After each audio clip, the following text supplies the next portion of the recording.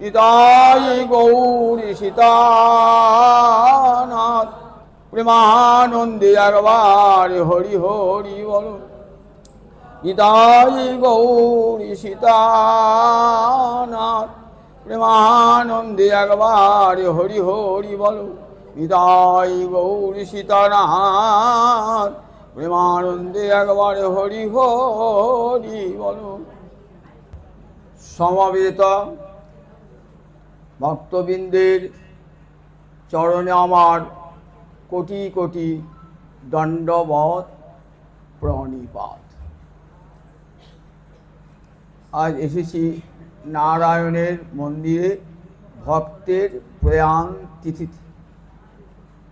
নারায়ণ মানে নরের সমূহ, তাকে বলে নার।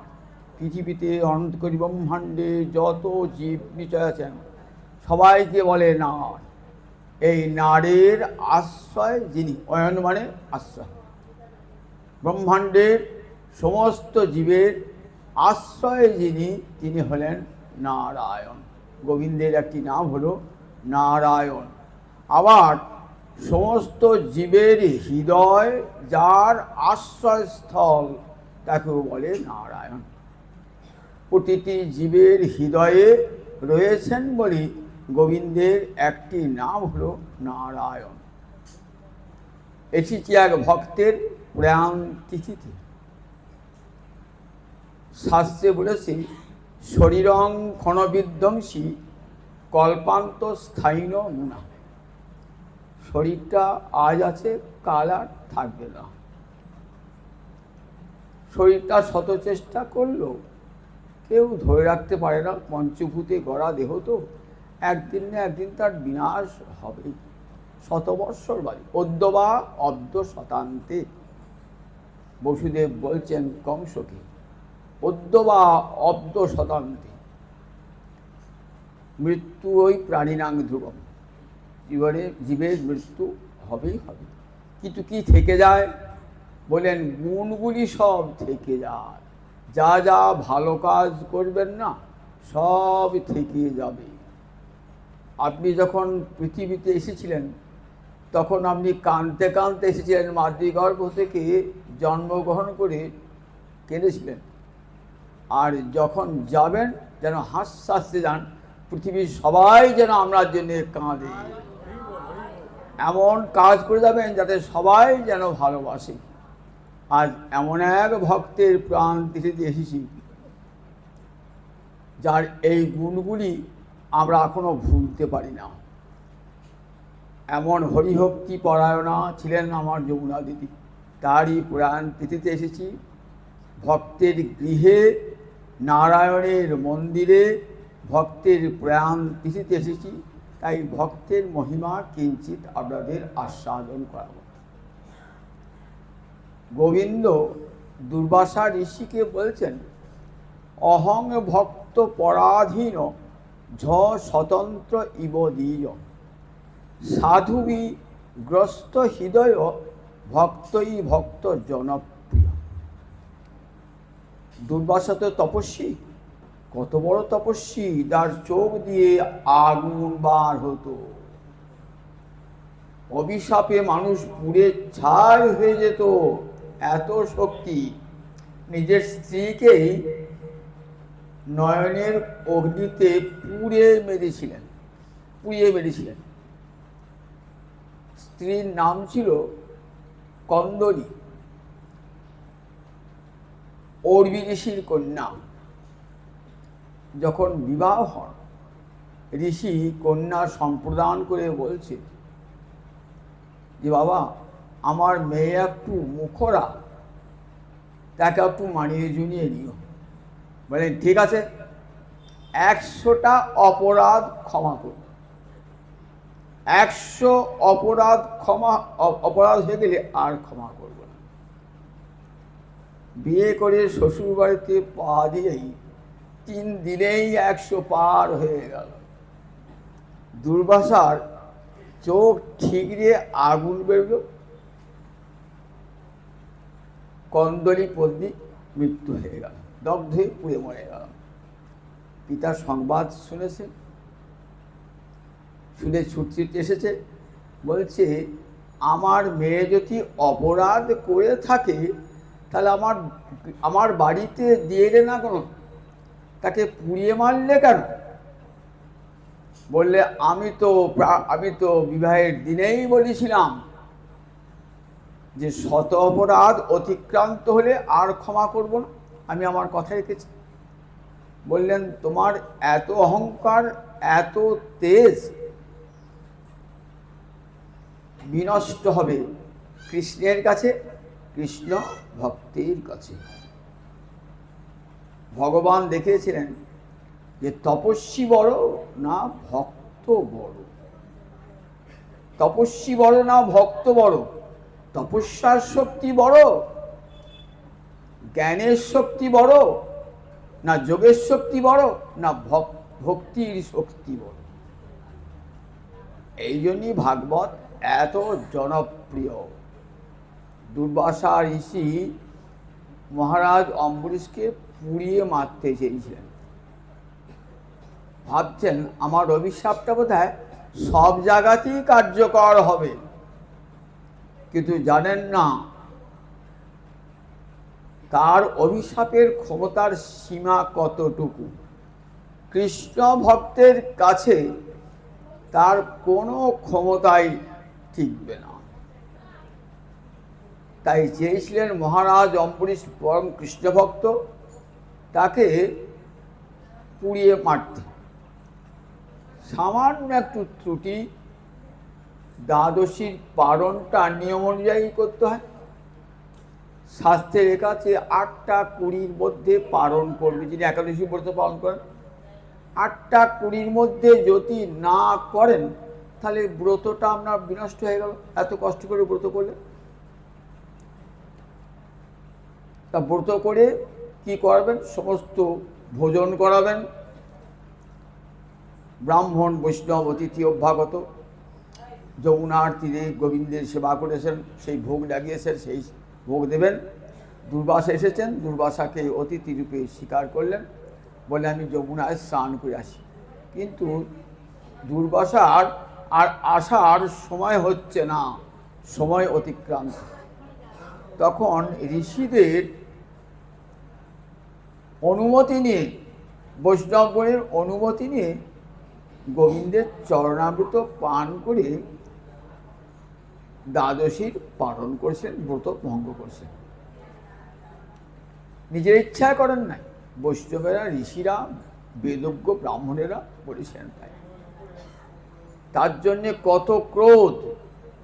আগুন থেকে দেখো আমার কি ক্ষমতা জানো রাজা, আমার কি ক্ষমতা জানো বলে পুড়িয়ে মারতে গেলেন। জটা ছিঁড়ে মাটিতে ফেলে দিলেন, আগুন হয়ে জ্বলতে জ্বলতে যাচ্ছে। এখনই মহারাজ অম্বরীশকে পুড়িয়ে মারবে, কিন্তু কি হলো দেখুন, কৃষ্ণ ভক্তকে ভগবান সর্বদা রক্ষা করেন। ভক্তের কখনো পতন হয় না, বিনাশ হয় না। গীতায় ভগবান তার প্রতিশ্রুতি দিয়েছেন, কৌন্তেয় প্রতিজানিহি নমে ভক্তা পুনশ্যতি। ওহে কুন্তীর নন্দন, তুমি জগতে প্রতিজ্ঞা করে শুনিও যে কৃষ্ণ ভক্তের, নারায়ণের ভক্তের কখনো পতন হয় না, পতন হয় না, পতন হয় না, বিনাশ হয় না।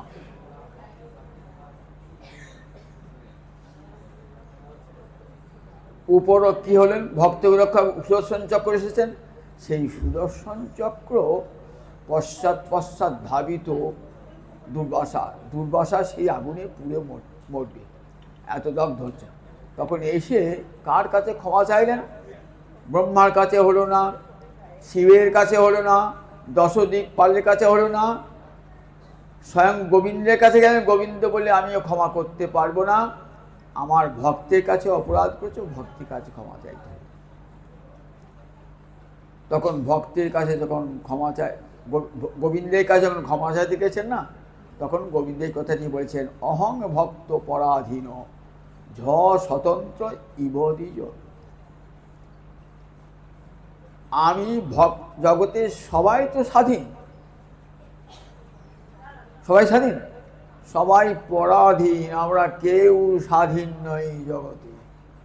জগতে একটি মানুষও স্বাধীন নন, ব্রহ্মা থেকে আরম্ভ করে ক্ষুদ্র কৃমি কীট পর্যন্ত সবাই পরাধীন। তাহলে পরাধীন নয় কে? একমাত্র গোবিন্দ পরাধীন নন, গোবিন্দ স্বাধীন, তাকে স্বতন্ত্র স্বরাট বলা হয়েছে। তার দুর্বাসা বলছে যে প্রভু তুই আমাকে রক্ষা করতে পারবে না? গোবিন্দ বলছেন দেখো, অহং ভক্ত পরাধীন,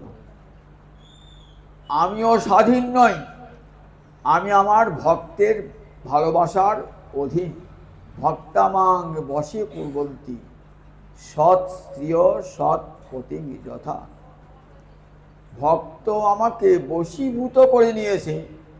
সতী রমণী যেমন ভালোবাসা দিয়ে পতিকে বশীভূত করে নেয়, ঠিক তেমনি করে ভক্ত আমাকে ভালোবাসা দিয়ে বশীভূত করে নিয়েছে। শুধু তাই নয়, সাধুভিগ্রস্ত হৃদয় ভক্তই ভক্ত জনপ্রিয়।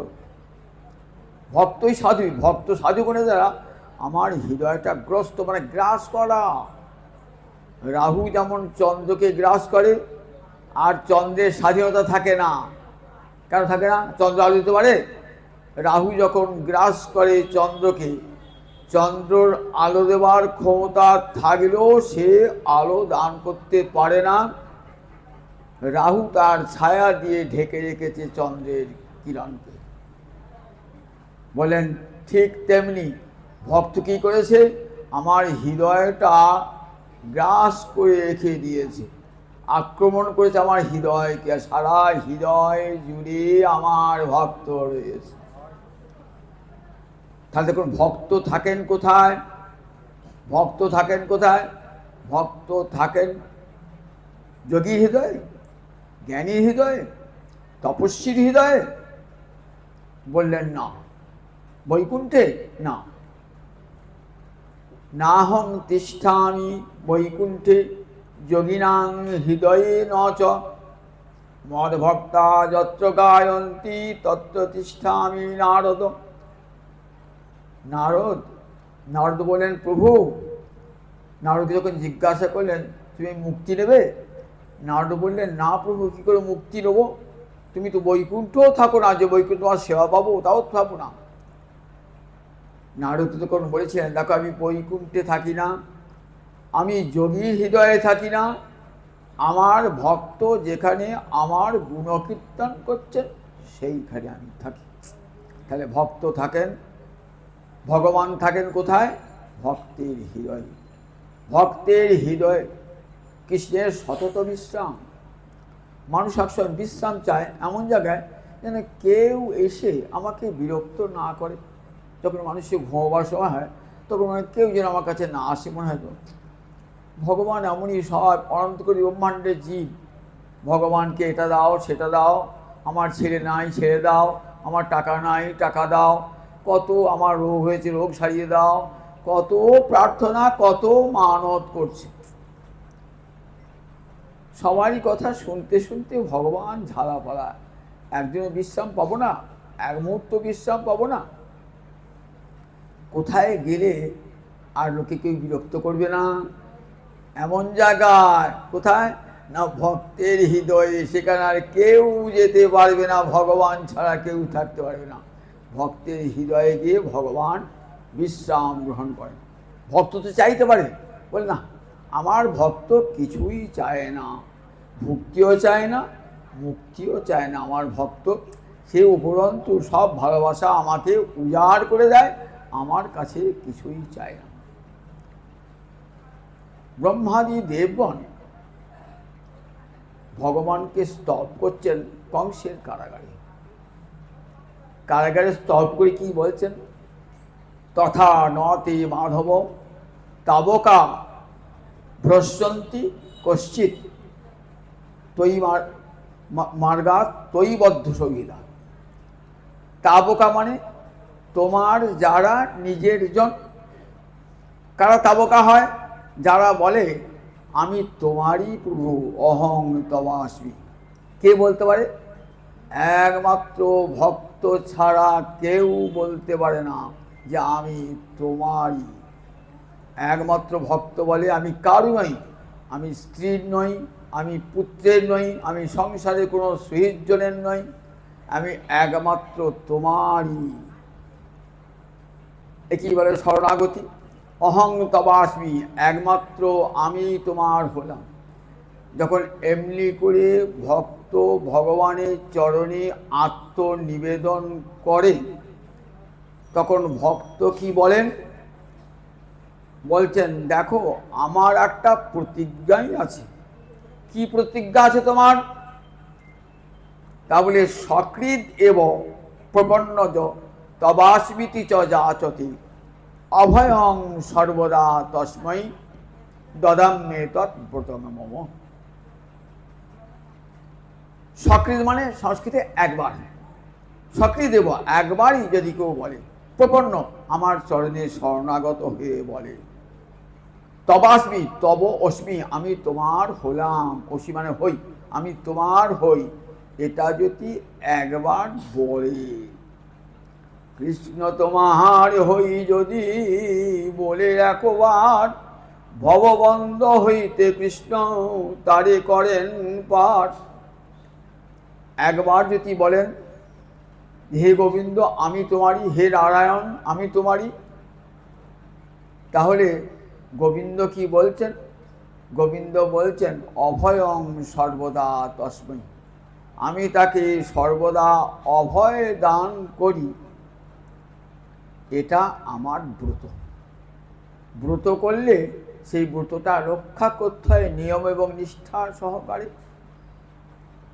গোবিন্দ বলছেন আমারও একটা ব্রত, ভক্ত রক্ষা আমার ব্রত, যদি কেউ আমার চরণে শরণাগত হয়। এখানে ব্রহ্মা দেবগণ কংসের কারাগারে, তখন দেবকীর গর্ভে ভগবান এসেছেন, সেই গর্ভকে উদ্দেশ্য করে স্তুতি করছেন। তখনও ভগবান আসেন নাই, কিন্তু গর্ভে এসেছেন, বাইরে তার প্রকাশ ঘটে নাই। তখন ব্রহ্মা গেছেন, শিব গিয়েছেন, নারদ গিয়েছেন, অন্য দেবরাজ ইন্দ্র গেছেন, সব কংসের কারাগারে। কারাগারে কারা থাকে বলুন দেখি? কয়েদিরা থাকে, যারা অপরাধী জন তারাই থাকে। তা সেই মথুরায় কংসের কারাগারে দেখুন কারা গিয়েছেন, সেখানে গিয়েছেন নারদ গিয়েছেন, দেবর্ষি নারদ গিয়েছেন, মহাদেব গিয়েছেন, দেবরাজ ইন্দ্র গিয়েছেন, সব দেবতারা গিয়েছেন। তাই তো কংসের কারাগার আজ তীর্থ হয়ে রয়েছে। তীর্থ দেবতাদের ভক্তের পদধূলি, স্বয়ং ভগবানের পদধূলি ওই কংসের কারাগারে। তাহলে কারাগারে কেউ প্রণাম করতে যায়? কিন্তু মথুরায় গিয়ে কংসের কারাগারে গিয়ে মাথা ঠকে, সেখানে স্বর্গের দেবতারা সব নেমে এসেছে, নেমে সেই গোবিন্দের স্তব করেছে। স্তব করে বলছি তথা নতে মাধব তাবকা কচিৎ ভ্রশ্যন্তি মার্গাৎ ত্বয়ি বদ্ধ সৌহিদা। হে গোবিন্দ, তাবকা তোমার যারা নিজের জন, মাধব বলে সম্বোধন করেছেন। মাধব মানে মধুকুলে কৃষ্ণ অবতীর্ণ। ওই মধুকুলটা যদুপুরেরই অন্তর্ভুক্ত। কৃষ্ণ মধুকুলে জন্মিয়েছেন, তাই কৃষ্ণের একটা নাম মাধব। মধুর অপত্যং পুমান ইতি মাধব। আর একটা অর্থ কি হয়? মা মানে লক্ষ্মী, আর ধব মানে স্বামী। লক্ষ্মীর স্বামী তিনি নারায়ণ, তাই তার নাম মাধব। মা মানে লক্ষ্মী, ধব মানে স্বামী। তাহলে লক্ষ্মীর স্বামী বলে কৃষ্ণকে মাধব বলে সম্বোধন করছেন দেবতারা। তোমার ভক্তদের যারা তোমার চরণে শরণাগত, তাদের কখনো পতন হয় না। মার্গাৎ ন ভ্রশ্যন্তি, কখনো পতন হয় না। কেন পতন হয় না? দেখেছেন তো বিড়ালের বাচ্চা আর হনুমানের বাচ্চা, দেখেছেন তো? হনুমানের বাচ্চা মাকে জড়িয়ে ধরে থাকে, যে কোনো মুহূর্তে পড়ে যেতে পারে, কিন্তু যে কোনো মুহূর্তে হাতটা ফসিয়ে গেলে বাচ্চাটা পড়ে যাবে। কিন্তু বিড়ালের বাচ্চা দেখবেন বিড়ালটা বিড়ালি মা দাঁতে করে ধরে নিয়ে যাচ্ছে, পড়বার কোনো সম্ভাবনাই নাই। মা তাকে এমন করে দাঁতে ধরেছে না, কিছুতেই বাচ্চাটা পড়বে না। সেই জন্য ঠাকুর রামকৃষ্ণ বলতেন, দেখ হনুমানের বাচ্চা হবি না, বিড়ালের বাচ্চা হবি, ভক্ত বিড়ালের বাচ্চা। ভগবান তাকে রক্ষা করবেন, এই তার সুদৃঢ় বিশ্বাস। বিড়ালি যখন হাঁ করে আসে না, তখন ইঁদুর ভয় পায়, কিন্তু বাচ্চাটি ভয় পায় না। কেন ভয় পায় না? জানে মা আমাকে একটা নিরাপদ আশ্রয়ে নিয়ে গিয়ে রেখে দেবে। শীতকালে কাঁপছে, কোথায় নিয়ে গেলেন? ঠিক উনানের পাশে গিয়ে বাচ্চাটিকে বসিয়ে দিলেন। আবার গ্রীষ্মকাল হয়েছে, তখন কি বাচ্চাটিকে হয়তো গরম জায়গা আছে, সেখান থেকে ঠান্ডা গাছের তলায় বসিয়ে দিলেন। দেখুন কেমন করে বিড়াল বিড়ালি তার বাচ্চাকে মানুষ করে। বলে বিড়ালে বাচ্চা হবি, সব সময় সতত রক্ষা করবেন। তাই বলছেন তোমার ভক্ত কেমন না, তোমার ভক্ত তৈ বদ্ধ সৌহৃদা, সৌহার্দ্যের বন্ধনে আবদ্ধ। সৌহার্দ্য মানে সুহৃদের ভাবকে বলে সৌহার্দ্য। সুহৃদ মানে বন্ধু, এক কথা। বন্ধু মানো যা, সুহৃদ মানো তাই, মিত্র মানো তাই, সখা মানো তাই। বলে একই অর্থ হতে পারে, কিন্তু তাদের শব্দগত অর্থ ভিন্ন ভিন্ন। কিরকম? অত্যাগ সহন বন্ধু, যার ত্যাগ এক মুহূর্ত সহ্য করা যায় না, যার বিরহ এক মুহূর্ত সহ্য করা যায় না, তাকেই বলে বন্ধু। যেমন কৃষ্ণ সুদামা, সুদামা কৃষ্ণকে না দেখে এক মুহূর্ত থাকতে পারতেন না, কৃষ্ণ সুদামাকে না দেখে এক মুহূর্ত থাকতে পারতেন না। অত্যাগ সহন বন্ধু। আবার নীতিশাস্ত্রে বলে কাকে বন্ধু বলবো? বললেন দেখো আমার পথে যেতে আলাপ হলো, একটা দুধ দিদি আমার বাড়ি আসে, বলে আমার বন্ধু। বলে অত বন্ধুত্ব অত সহজ হয় না, পরীক্ষা করে দেখে নেবে কে যথার্থ বন্ধু। উৎসবে ব্যসনে চৈব দুর্ভিক্ষে রাষ্ট্র বিপ্লবে রাজোদ্ধারে শ্মশানে চ যস্তিষ্ঠতি সবান্ধব। আপনার গৃহে যখন উৎসব হচ্ছে, আনন্দ হচ্ছে, তখন আমরা কাছে আসি। আবার ঠিক যেমন উৎসবে আনন্দের সময় আপনার কাছে আছে, আবার বিপদে যখন পড়েন ব্যসনে, তখন আমরা কাছে আসি। কিন্তু আমাদের বেশিরভাগ কি, আনন্দের সময় যাই, বিপদের সময় টুকিটি মারি না। কেমন বন্ধু? বিপদের সময় একটা গল্প শোনাই। দুই বন্ধু একটা বনের মধ্য দিয়ে যাচ্ছে, যেতে যেতে একটা ভালুক বেরিয়ে পড়েছে বন থেকে।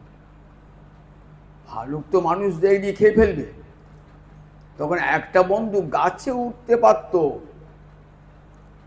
সে তাড়াতাড়ি গাছে উঠেছে। আর একটা বন্ধু কেমন করে গাছে উঠতে জানে না, সে কি করে থাকলো না, সে মরার মতন পড়ে থাকবে, নিঃশ্বাস প্রশ্বাস বন্ধ করে ক্ষণকাল মরার মতো। ভালুকটা এসে শুকে দেখল, এই মানুষ তো মরে গেছে, মরা মানুষ তো ভালুক ছোঁয় না। ভালুকটা চলে গেল। ভালুকটা চলে যাওয়ার পর ওই গাছ থেকে বন্ধুটা নেমেছে, নিয়ে বলছে হ্যাঁ রে, তোর কানে কানে ওই ভালুকটা কি বলে গেল? বলে শুনবি, একটা দারুণ কথা শুনিয়ে গেছে, তোকে তাদের বন্ধু বলে মনে করতাম তো, তা আমাকে কি বললো জানিস? কাকে বন্ধু বলে জানো? যে বিপদে ফেলে পালায় সে কখনো বন্ধু হয় না, যে বিপদে সব সময় থাকে সেই বন্ধু হয়। তাই তুই আমার বন্ধুর সঙ্গে বন্ধুত্ব বাড়িয়েছিস, আমি যে কি করবো, আমাকে যে ভালুকে খাবে এটা বই চিন্তা করলি না, তুই গাছে উঠে বললি। তাহলে দেখুন বন্ধু কাকে বলে। উৎসবে ব্যসনে চৈব দুর্ভিক্ষে রাষ্ট্র বিপ্লবে, যখন চতুর্দিকে অন্নাভাব দেখা দিয়েছে, তখন বন্ধু কি করে? নিজে যদি আহার জয় করে বন্ধুর মুখ দিয়ে আসে। রাষ্ট্রের বিপর্যয় চলছে চতুর্দিকে, যে কোনো মুহূর্তে ঘর বাড়ি আক্রমণ হতে পারে, রাষ্ট্রীয় বিপর্যয় চলছে, তখন কে পাশে দাঁড়ায়? তখন বন্ধু গিয়ে পাশে দাঁড়ায়। রাজোদ্ধারে আদালতে সাক্ষী দিতে হবে, সত্য সাক্ষী দান করতে হবে, কেউ নাই পাশে। কে রে বন্ধু, চল আমি যাচ্ছি, তোকে মাছাবার জন্য যাচ্ছি। শ্মশানে আবার মৃত্যুর দিনেও বাড়িতে কেউ প্রিয়জন মরেছে, তখন কাঁধে নিয়ে তারপরে যখন বলো হরি হরি বল বলে, তখন কী হবে বলেন, সবাই আসে না, নিরজন ছাড়া বলেন বন্ধু আগে সর্বাগ্রে কোমর বেঁধে চলে যায়। তাহলে বন্ধু দেখুন, বন্ধু বললেই কিন্তু বন্ধু হয় না। সিনেমা দেখতে 1 টাকার বাদাম কিনে 2 বন্ধু খেলাম, গল্প করতে করে বন্ধু হয়ে গেল সঙ্গে সঙ্গে। বলে এত সহজে কেউ বন্ধু হয় না। পথে চলতে চলতে বন্ধু হতে অত্যাগ সহন বন্ধু, যার বিরহ এক মুহূর্ত সহ্য করা যায় না। সদৈবানুমত সুহিত। সুহিত কাকে বলে? যিনি যার মতটার সবসময় বন্ধুর মতের সঙ্গে এক হবে। অনুমত মানে এক মত হবে, বন্ধুর যা মত তার তাই মত, তাকে বলে সুহিত। আর একক্রিয়ং ভবেন মিত্রং, যদি একই কাজ করে, দুজনে কারখানায় একই কাজ করছে, তাকে কি বলে? পরস্পর পরস্পরের মিত্র। এক অফিসে কাজ করছে, পরস্পর পরস্পর মিত্র। আর সমপ্রাণ সখামত। আর প্রাণটা যদি এক রকমের হয়, সমপ্রাণ, তোমার অন্তরে কষ্ট হলে বন্ধুর অন্তরে কষ্ট হবে, তখন জানবে সখা। ভগবান কেমন? বলছেন ভগবান সুহৃদ, সুহৃদ সর্বদেহিনাং। সুহৃদ মানে সদৈবানুমত, সব সময়ে ভক্তের মত অনুসারে চলেন বলি ভগবানকে কি বলে? সুহৃদ। শোভন হৃদয় যার, ভগবান সব সময় ভক্তের অনুমতে চলেন। ভক্ত যা বলেন ভগবান তাই করেন। তাই দেখুন, ভক্তের পূজা আগে করতে হয়। দেখেন না, নৃসিংহের সেবা করার পরে কী আছে? প্রহ্লাদং পূজয়েত অগ্রে। অগ্রে প্রহ্লাদকে পূজা করবে, তারপরে নৃসিংহদেবকে। রাম মন্ত্র জপ করতে গেলে আগে লক্ষণ মন্ত্র জপ করবে, তারপরে রাম মন্ত্র জপ করবে। গোবিন্দকে ভজতে গেলে আগে গুরুদেবকে ভজতে হবে, ভক্তকে ভজতে হবে, তারপরে ভগবান। মদভক্ত পূজা পথিকা। তাহলে দেখুন, সেই ভক্তের কত সম্মান। সদৈবানুমত সহিত, তোমার সৌহার্দ্যের বন্ধনে আবদ্ধ। কেন করে না? এমন করে তোমাকে ভগবান সৌহার্দ্যের বন্ধনে আবদ্ধ করেছে, তাই ভক্তের পতন হয় না। তয়াভিগুপ্তা বিচরণ তিনির ভয়া, বিনায়কা নিকপমূর্ধসু প্রভু।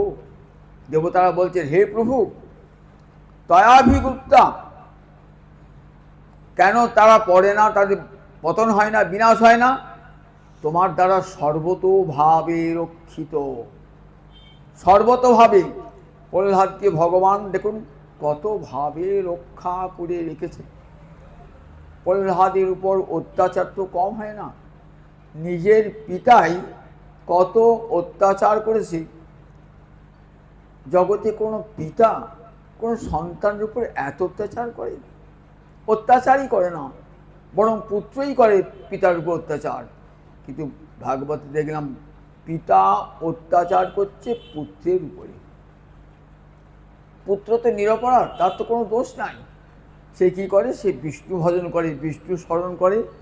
এটাই তার প্রহ্লাদ ও স্মরণে, সব সময় গোবিন্দ চরণ স্মরণ করছেন প্রহ্লাদ। তাই দেখুন, প্রহ্লাদের জীবনে এত বিপর্যয় ঘটে গেছে। তো কত বিপর্যয় ঘটেছে প্রহ্লাদের জীবনে। 5 বছরের শিশুকে অস্ত্রাঘাতে জর্জরিত করে দিয়েছে। এত অস্ত্রাঘাত 5 বছরের ছেলে সহ্য করতে পারে? একটা চড়চাপটাই সহ্য করতে পারে না, আর তাকে একের পর এক অস্ত্রাঘাত করেছে। কিন্তু প্রহ্লাদ গোবিন্দ চরণ স্মরণ থেকে এক মুহূর্ত বিচলিত হন না। প্রহ্লাদ স্মরণে জানেন, আমাকে রক্ষা করতে হয়, গোবিন্দ রক্ষা করবে। আর যেটা আমাকে মারতে হয়, আমাকে গোবিন্দ মারবে। রাখে হইতো মারে কে, এই কথাটা প্রহ্লাদের কাছ থেকে এসেছে। গোবিন্দ যাকে রক্ষা করেন তাকে মারবার ক্ষমতা জমেরও নাই। সাপের মুখে ফনা উঁচি আছে, সেই সাপের মুখে ফেলে দিলেন। সাপ তো কিছুই করলো না, প্রহ্লাদের চরণ পরিক্রমা করে সাপ চলে গেল। বাঘের মুখে ফেলে দিলেন, বাঁশকে পুড়ে সমুদ্রের জলে ভাসিয়ে দিলেন। সে মানুষ বাঁচে? বাঁশ থেকে বেরিয়ে ঠিক চলে এসছে। উঁচু পাহাড় থেকে ফেলে দিয়েছেন, মনে করেন হিমালয়ের শৃঙ্গ থেকে যদি কেউ পড়ে যায় বাঁচে? 5 বছরের ছেলে 3 তলা থেকে 4 তলা থেকে পড়ে গেলেই বাঁচে না, আর হিমালয়ের মতো শৃঙ্গ থেকে ছেলেকে ফেলে দিয়েছে। ছেলে যেমন কার তেমনি গোবিন্দের কোলে বসে আছে। তাহলে তয়াভিগুপ্ত কথাটি কেমন দেখুন, ব্রহ্মাদেব বলছেন তুমি রক্ষা করছো সর্বতোভাবে।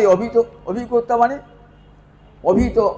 অভিত গুপ্তা, তয়া গুপ্তা, সর্বতোভাবে তুমি তোমার ভক্তকে রক্ষা করো, যে কোনো বিপদে হোক। আরতিতে যদি একবার গোবিন্দকে ডাকেন না, তাহলে গোবিন্দ তাকে অভয় দান করেন। তার চরণটাই অভয় চরণ অরবিন্দ। ভজহু রে মন শ্রীনন্দনন্দন, অভয় চরণ অরবিন্দ রে। তাই দেখুন গোবিন্দ দাস, পদকর্তা গোবিন্দ দাস কোথায় বাড়ি? এই শ্রীখণ্ড গোবিন্দ দাস কবিরাজ, শ্রীনিবাস আচার্য প্রভুর শিষ্য রামচন্দ্র কবিরাজ আর গোবিন্দ কবিরাজ। সেই গোবিন্দ দাস লিখছেন পদে, ভজহুর এ মন শ্রীনন্দনন্দন, অভয় চরণ অরবিন্দ রে। ওহে মন, কার চিন্তা করছিস? কার ভজনা করছিস? স্ত্রীর ভজনা, পুত্রের ভজনা, সংসারের ভজনা, অর্থের ভজনা, বৃত্তের ভজনা, সব ছেড়ে দাও। সব ছেড়ে দিয়ে একমাত্র গোবিন্দ চরণ ভজনা করো। দুর্লভ মানব জনম সৎসঙ্গে, তরহু এ ভব সিন্ধুরে।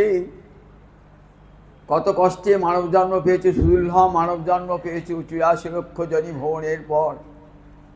এই জীবনটা নষ্ট করো না। কতবার কৃমি কীট পোকা মাকড় পশু পাখি হয়েছি, নষ্টই হয়ে গেছে। তখন গোবিন্দ ভজন কি জানতামই না। কি যখন কৃপা করে মানব জন্ম দিয়েছো, তোমার সেবক রূপে পৃথিবীতে আবির্ভাবের সুযোগ দিয়েছ প্রভু, তখন যেন তোমার সেবাটা করতে পারি প্রভু। আমরা কথা কেউ মনে ভাবি? এর আগে আমি কত কৃমি কীট পশু পাখি জন্মেছি, সেখানে বিষয়ে ভোগ করেছি, সেখানে গোবিন্দ ভজন হয়েছে? গোবিন্দ ভজন হয় নাই। তাহলে মানব জন্মটা কি জন্যে? ও পশু পাখির মতন, পশু পাখির মতো বাঁচবার জন্যে? দুর্লভ মানব জন্ম, এ জন্ম কৃষ্ণ সেবার জন্যে, এটি ভক্ত জানতে পারে। তাই তারা এক মুহূর্ত কৃষ্ণ সেবা থেকে বিচলিত হন না। দুর্লভ মানব জন্ম সৎসঙ্গে, তরহু এ ভব সিন্ধুরে। যাও তুমি সাধু সঙ্গে যাও, বিষয়ীর সঙ্গে যেও না। বিষয় বলবে কৃষ্ণ ভজন করে কি হবে রে? ভাগবতের আসরে গিয়ে কি হবে? হরিনামের আসরে গিয়ে কি হবে? গৌরীর মন্দিরে গিয়ে কি হবে? তীর্থে ভ্রমণ করে কি হবে? বসে বসে চল আড্ডা মারি, তাস খেলায়, আয় সংসারের কথা বলি, পরনিন্দা পরচর্চা করি, এমনি করে জীবনটা কাটিয়ে দেবো ভোগে সুখে, টাকা পয়সা মেলা, ইচ্ছা মতো ভোগে সুখে ফুর্তি করে কাটিয়ে দেবো জীবনটা। পরজন্মে কি হবি? ওই টাকা রেখে গেলি, টাকা চেতে করি, সাপ হয়ে জন্মাবি, বিচে হয়ে জন্মাবি, কুকুর হয়ে বিড়াল হয়ে জন্মাবি। কেন মানুষ হব না? গোবিন্দ বলবেন একবার তো মানব জন্ম দিয়েছিলাম, কি করেছো? এমন দুর্লভ মানব জন্ম, সে জন্ম সার্থক করেছো? বাবা ছেলের হাতে 500 টাকা দিলেন আদর করে, 5 মিনিটে ছেলে 500 টাকা খরচ করে চলে এলো। আবার বাবার কাছে চাইছে, বাবা আর আমি তোমাকে দিই? দেখো নেড়া বেলতলাতে একবারই যায়, আর দেবো না তোমাকে। আর টাকা দিচ্ছে, তুই 500 টাকা নিলে আমার কাছে, আদর করে দিলাম, আর কারণ দিয়েছিলাম তো 5 টাকা, কী করলে? তুই 500 টাকা নষ্ট করলি, তার 500 টাকা। তাহলে দেখুন ফুল মানব জন্ম পেয়ে যদি গোবিন্দ ভজন না করেন, ওই পশু পাখি কুকুর বিড়ালের মতন আহার নিদ্রা ভয় বংশ বিস্তারের মতো থাকেন, তাহলে কী হবে? ওই পরজন্মে কুকুর বিড়াল হয়ে আবার জন্মাতে হবে, আর মানব জন্ম দেবে না। এই দুর্লভ মানব জন্ম সৎসঙ্গে, সৎসঙ্গে যাও, সাধু সঙ্গে যাও। সাধুরা বলবেন মানব দুর্লভ, মানব জন্ম পেয়েছো, সে জন্ম সার্থক করো কৃষ্ণ ভজন দিয়ে। মানব জীবন সার্থক হয় কিসে? কৃষ্ণ ভজনে, নারায়ণের ভজনে মানব জন্ম সার্থক হয়। আবার যদি ভজন সিদ্ধি না ঘটে তাহলে আবার ভগবান কি করে ভক্তের ঘরে আবার জন্ম দেবেন। যেখানে ভজন আমার শেষ হয়েছিল তারপর থেকে আবার ভজন শুরু হবে, উপযুক্ত অনুকূল পরিবেশ প্রাপ্ত হবে। তাই সাবধান করে দিচ্ছেন গোবিন্দ দাস, দুর্লভ মানব জন্ম সৎসঙ্গে তরহু এ ভব সিন্ধুরে।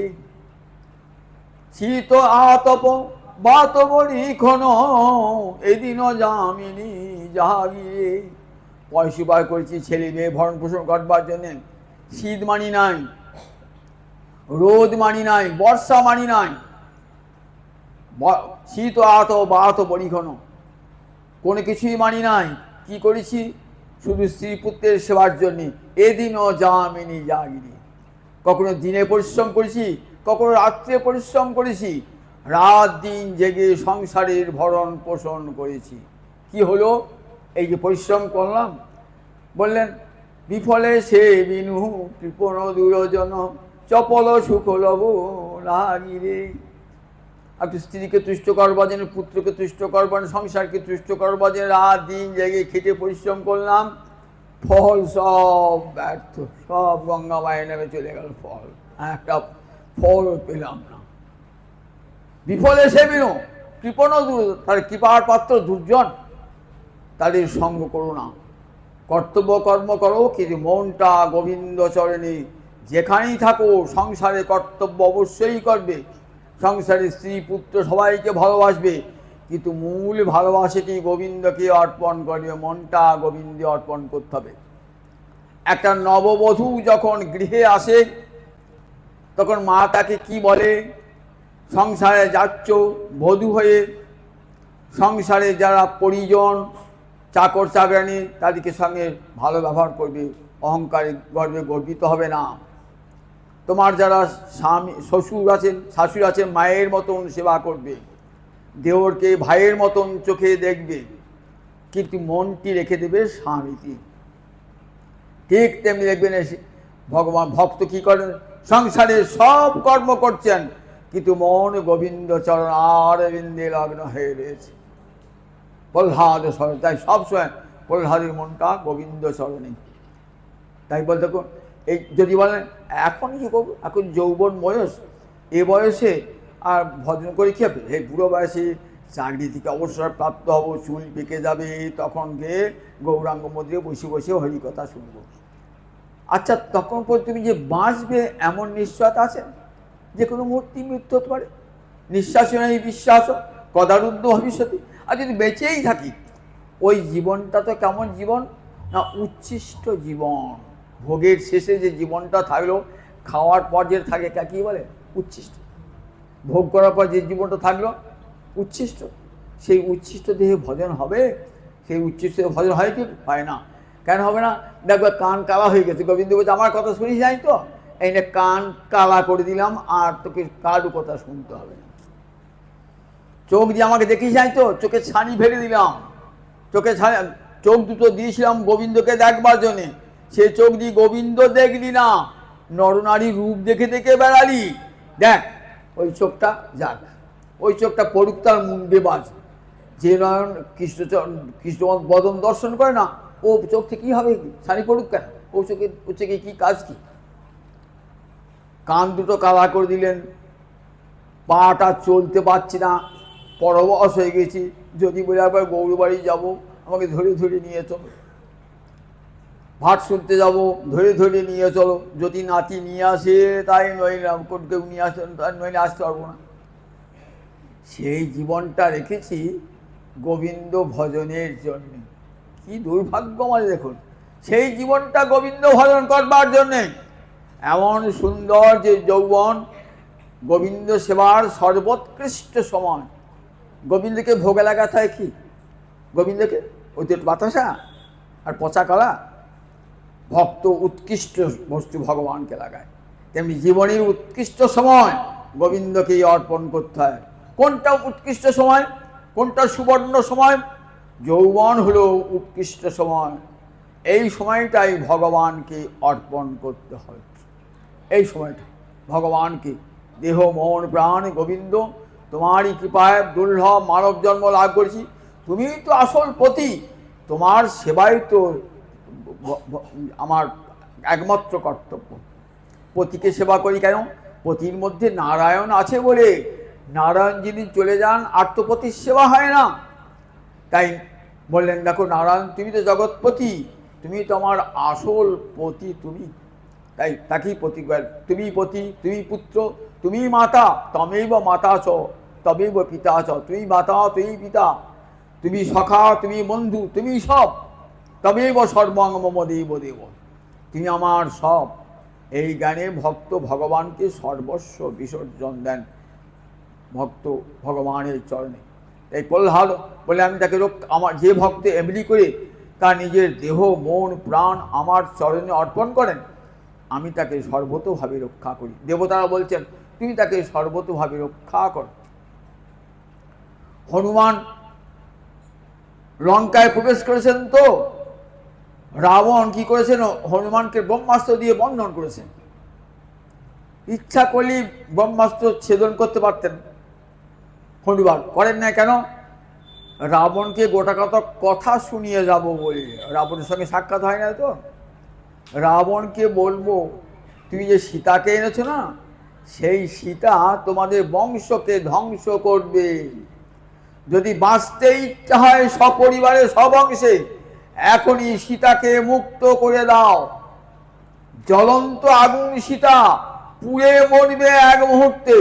এই রাবণ তোমাকে আমি শেষ উপদেশ দিয়ে চললাম। জোড়া না শুনিয়ে ধর্মের কাহিনী বলছেন তোকে বধ করব। বিভীষণ বলছেন, দাদা দূতকে কখনো বধ করতে নাই।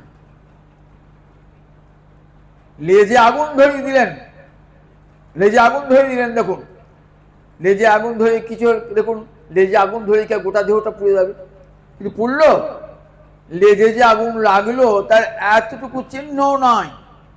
সঙ্গে সঙ্গে ভগবান রক্ষা করেছে। তো সীতাদেবী বলছেন যেন আগুনটা বরফ হয়ে যায়, সঙ্গে সঙ্গে অগ্নি বরফের মতো শীতল হয়ে গেল। হনুমান যেমনকার তেমনি কিছু করতে পারলে হনুমানের দয়াভিগুপ্তা। রামচন্দ্র তাকে রক্ষা করছেন, সর্বতোভাবে রক্ষা করছেন রামচন্দ্র। বিচরন্তি নির্ভয়া। তাই তোমার দ্বারা সর্বতোভাবে রক্ষিত হয়ে তারা বিচরণ নির্ভয়ে। প্রহ্লাদ, মহারাজ অম্বরীশ, এরা সবাই আমরা দেখেছি কেমন নির্ভয়ে বিচরণ করেছেন। মৃত্যুকে পর্যন্ত তুচ্ছ করে দিয়েছেন। মৃত্যুকে, জগতে মৃত্যু হয়ে সবাই কম্পিত হয়, তো বললেন ভক্ত মৃত্যু হয়ে কম্পিত হয় না। জানে কি জানে ভক্ত? ভক্ত জানে আমার দেহটা গোবিন্দ চরণে নিবেদিত। যদি মৃত্যু আসে, গোবিন্দ আমার দেহটা নিয়ে নেবেন। যতদিন প্রয়োজন ছিল দেহটা ছিল, প্রয়োজন শেষ হয়েছে, আমার কর্মফল শেষ হয়েছে, এবার আমি গোবিন্দ চরণে চলে যাব। তাই গুপ্তা বিচরন্তি নির্ভয়া বিনায়কা নিকপম উপমূর্ধসু। বিনায়কা মানে বিঘ্না। কত কত বিঘ্ন, সমস্ত বিঘ্নের মধ্যে শ্রেষ্ঠ বিঘ্ন হলো মৃত্যু। অনিক মানে সেনাবাহিনী, আর সেনাবাহিনীকে যার পালন করে তাকে কি বলে? সেনাপতি। বিঘ্নের যিনি সেনাপতি তিনি হলেন যমরাজা। মৃত্যু অসংখ্য সৈন্য ছড়িয়াছে জগতে, তার সেনাপতি হলেন যমরাজা। বলছে যমরাজের মাথায় চরণ দিয়ে, মূর্ধসু মানে মাথায় পা দিয়ে ভক্ত বিচরণ করেন নির্ভয়ে। মৃত্যুর মাথায় পা দিয়ে তোমার ভক্ত নির্ভয়ে বিচরণ করে। কেমন শ্লোকটি অর্থ দেখুন।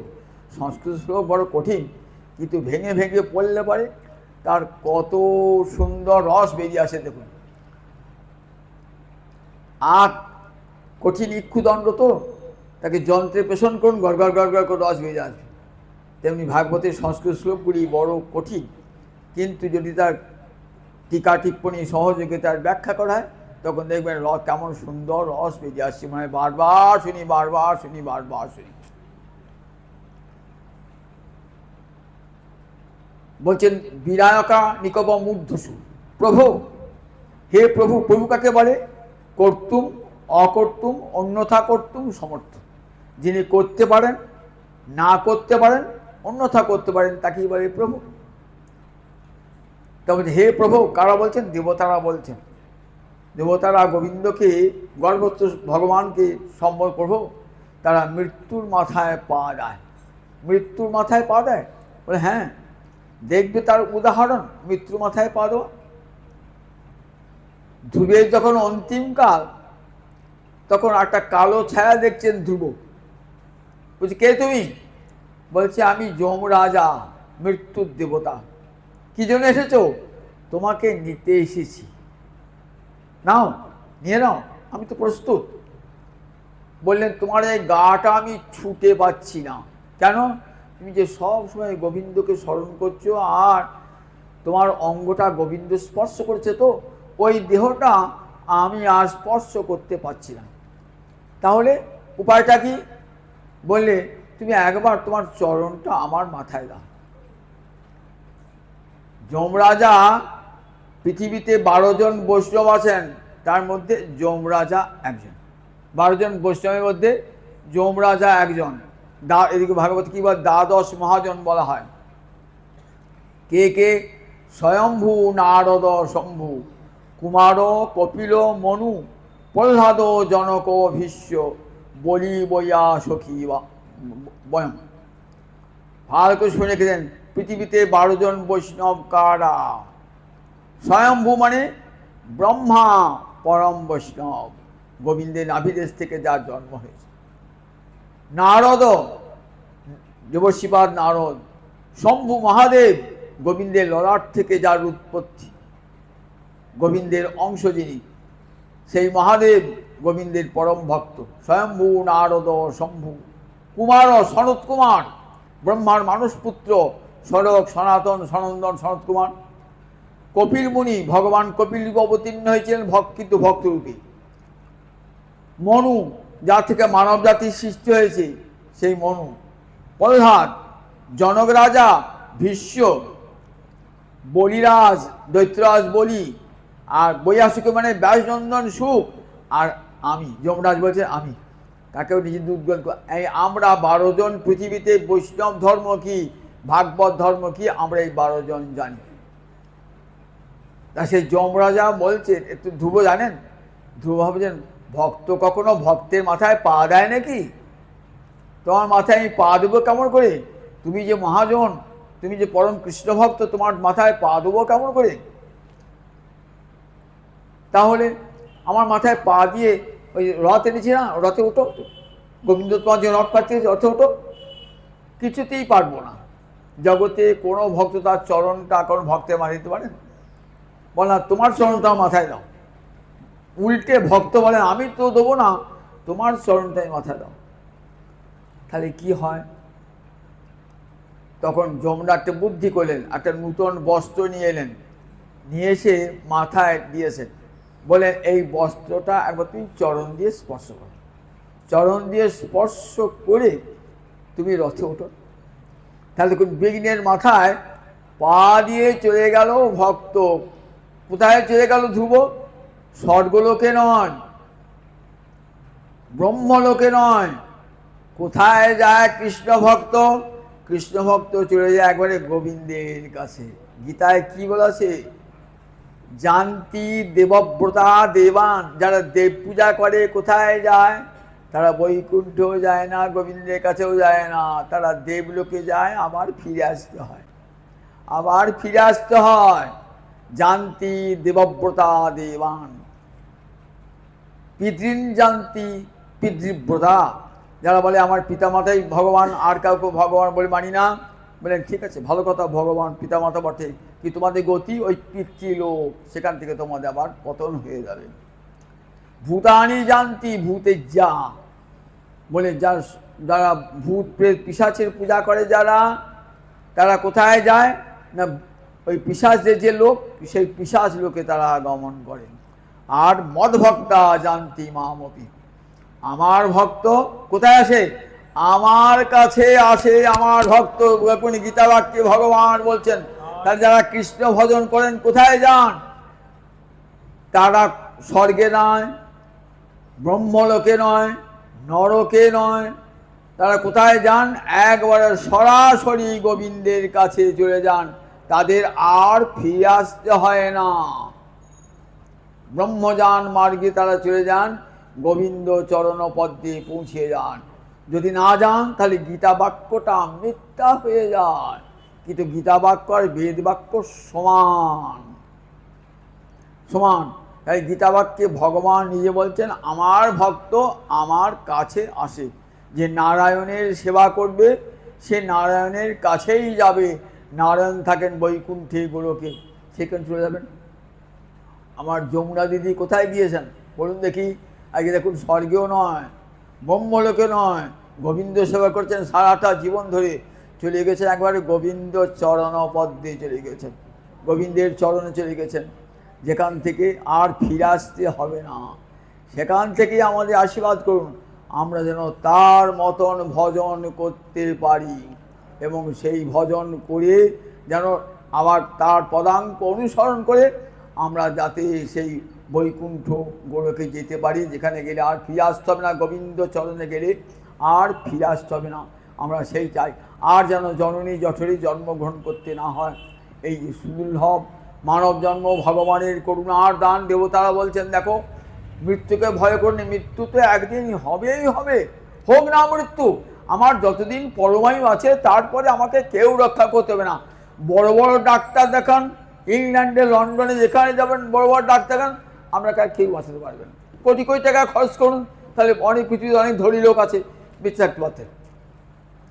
টাকা খরচ করে ওষুধ খেয়ে ব্যায়াম করে আত্মীয় স্বজনদের চেষ্টা করে কোনো মতেই তাকে বাঁচানো যাবে না। যার মৃত্যু তো অবধারিত, মৃত্যু বই প্রাণীনাম ধ্রুবম। জগতে যখনই জন্মিয়েছি তখন মৃত্যুকে সঙ্গে নিয়েছি। সুতরাং ভক্ত জানি মৃত্যু হয় হোক না কেন, আর যেন জন্মমৃত্যু চক্রে না আসতে হয়। আর যেন জন্মমৃত্যু যতবার জন্মাবো ততবারই তো মৃত্যু। গোবিন্দ আমাকে এই কৃপা করো, আর যেন আমাকে জন্ম মৃত্যুর চক্রে আসতে না হয়। জন্মমৃত্যুর চক্র পেরিয়ে তোমার চরণপদ্মে যেন পৌঁছাতে পারি, এই যে মানব জন্মের একটি বড় সাধনা। আমার মহাপ্রভু কলির ভগবান, মহাপ্রভু বলে গেলেন, দেখো কলিকালের সাধনা কি জানো? ভক্তি সাধনাই কলির সর্বশ্রেষ্ঠ সাধনা। জ্ঞান নয়, যোগ নয়, তপস্যা নয়, ভাগবত পড়ে দেখো, ভক্তি সাধনা সর্বশ্রেষ্ঠ সাধনা। বলেন ভক্তের আসরে গিয়ে ভাগবতী কথা শ্রবণ করো, আর সাধু সঙ্গ করো। জন্ম সৎসঙ্গে সাধু সঙ্গ করলে কৃষ্ণের রুচি হবে, কৃষ্ণের মতি হবে। আমাদের তো বিষয়ের কথায় মতি, রুচি বেশি বিষয়ের কথায়, কৃষ্ণ কথায় অরুচি। শুনতে শুনতে ঘুম আসে, বিরক্ত লাগে। বললেন কেন লাগে? বলে ভক্তের করুণা প্রাপ্তন। ভক্তের করুণা পেলে দেখবেন কত কৃষ্ণ কথায় কত মধু আছে। না জানি কতে কো মধু শ্যামে নামে আছে গো, বদন ছাড়িতে নাহি পারে। না জানি কত মধু, মনে হবে শ্যাম নামে কৃষ্ণ নামে এত মধু, তখন আর বদন ছাড়তে ইচ্ছে হবে না। তাই দিয়ে গেলে মহাপ্রভু কলিকালে হরে কৃষ্ণ কৃষ্ণ কৃষ্ণ হরে হরে, হরে রাম রাম রাম হরে হরে। মৃত্যুকে জয় করবার এত বড় রক্ষা কবচ জগতে আর কেউ দান করেন নাই। বলে হরিনাম মহামন্ত্র করো, জপ করো, মৃত্যু দূরে পালাবে, আর মৃত্যু ভয়ে কম্পিত হবে না হৃদয়। দুর্লভ মানব জন্ম পেয়েছ, সেই মানব জন্ম সার্থক করো কৃষ্ণ ভজনে। কৃষ্ণের ভক্তের চরণে কোটি কোটি প্রণাম জানিয়ে জীবনকে সার্থক করো। জয় নিতাই, জয় নিতাই, জয় নিতাই।